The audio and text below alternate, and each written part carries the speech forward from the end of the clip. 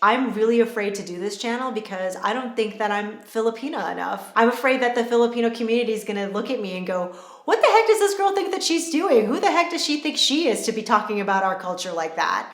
Even though I'm Filipina.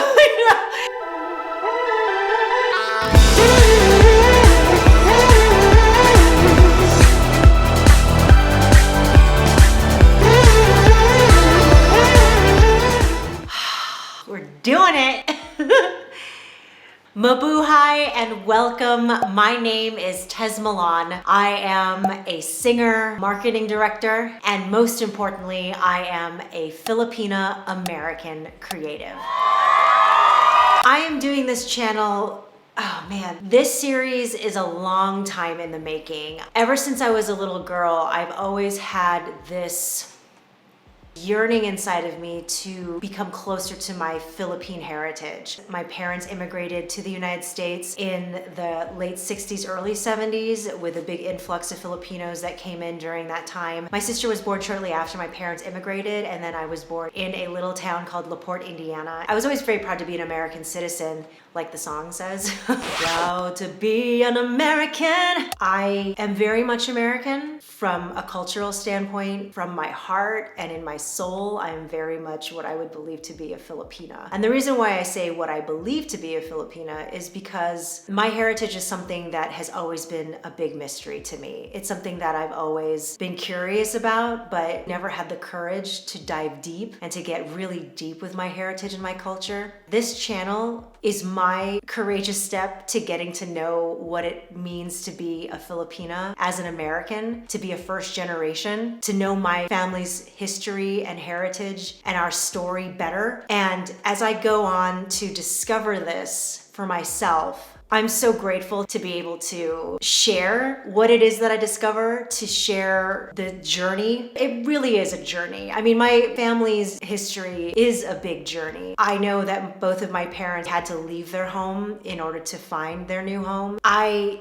very much feel at home as an American, but at the same time, there was always a part of me that felt disconnected. And that's not my parents' fault, you know, it's nobody's fault. It's just, I don't know, there's just something unexplainable about being a first generation kid who grows up with parents that are so different from everything that we saw in the media and everything that I experienced at school with my peers growing up and the families that they were raised in as Americans and what it meant to be an American. It's really important for me to understand the cultural nuances that make us special and unique, to feel more at home. My family's history and culture is something that was always present but never really directly talked about, at least not in my family. I know that there's a lot of Filipino Americans that have a very rich and strong connection to their Philippine heritage. But for mine, my parents worked really hard to become a part of the American dream. In order to do that, they had to make some decisions as I was growing up about what they would choose to share with me and how they would choose to share that with me. And then also, I take on the responsibility of whether I really cared or not. Growing up in the 80s and the 90s in the United States, it's like you really had to become what people expected of you in order to fit in. Whereas, you know, now in 2022, it's very cool to be unique and different and strange and weird. Back then when I was growing up, that was not the thing that you did. You just didn't do it, you know? If you were different, you were left out or you were ignored or you were pushed out. I don't see myself as a victim at all in regards to that. I just see it as a part of the zeitgeist, part of the time, as it were. And because of automatically being seen as different, because I was raised in Mesa, Arizona, where I was one of two Filipinos that were going to my elementary school. And I think maybe there was another one. I loved my upbringing. I loved where I grew up. It's just that I was different.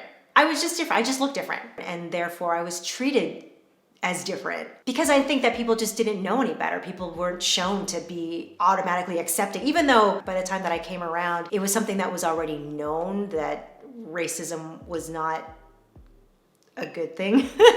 But it's just so under the surface. You know, I never had anybody outright, except for one experience, call me any derogatory names. Then again, it's so subtle, it's so under the surface, the way that people look at you and think that they need to behave a certain way in order to understand who you are and what your place is in their lives, you know? And so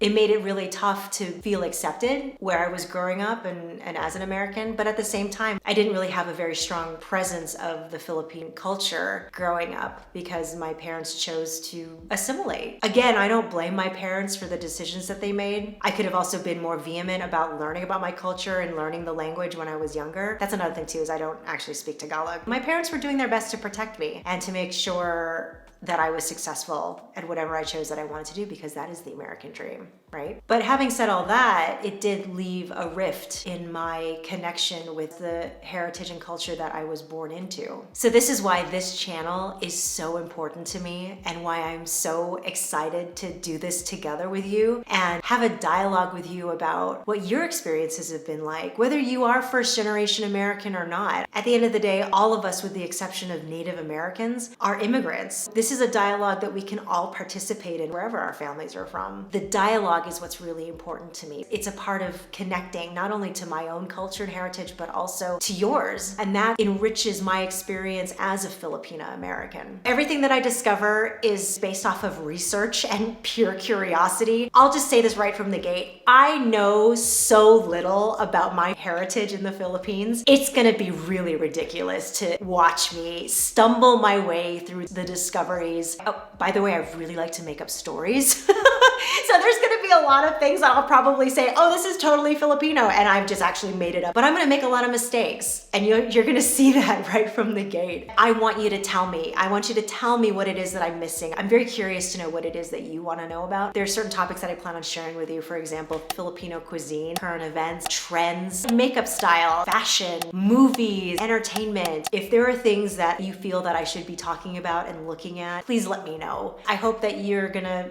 help me and that you'll give me insight and knowledge and your experiences and share with me your stories, because it's confusing. There's so much history and I'm just putting the pieces together. I want this channel to be supportive. I know that there's so many people out there right now who are already on a mission to share the Filipino American culture, and I think it's amazing. There's so many Filipino Americans that feel just as disconnected as I do, and I just want to help foster a sense of understanding and connection to what it is that we are, to be proud of it. Every episode that I create on this YouTube channel is a celebration of everything that I'm discovering and sharing with you. I'm not very often gonna get dark on this series. I wanna uplift. I wanna create a positive experience for people and a positive outlook on what it means to be Filipina American. This should be fun. This should be a party. Why not? Life is too short to be dark and dreary all the time. I understand that there are gonna be some risks in this venture.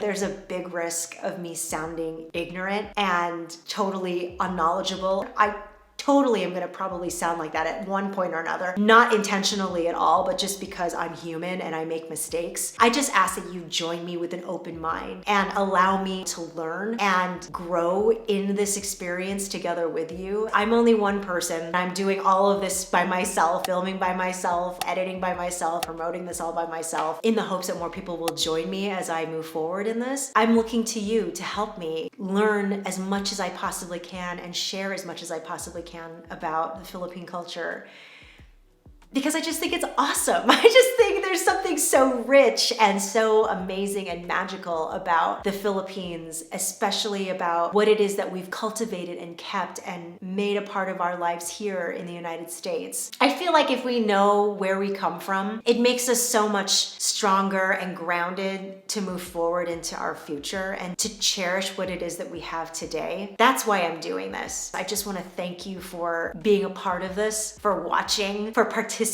in whatever way it is, even if it's just to share this episode with somebody that you think might connect with it, to give you a better understanding of where it is that I come from. I'd actually like to take you on a little tour of where I grew up in Mesa, Arizona. So come on.